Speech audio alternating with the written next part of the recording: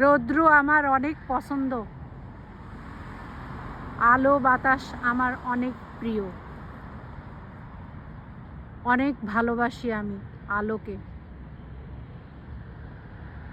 আমি যে রুমে থাকি ওই রুমে পর্দা সরাইলে আমার গায়ে রৌদ্র লাগে, আমার অনেক পছন্দ।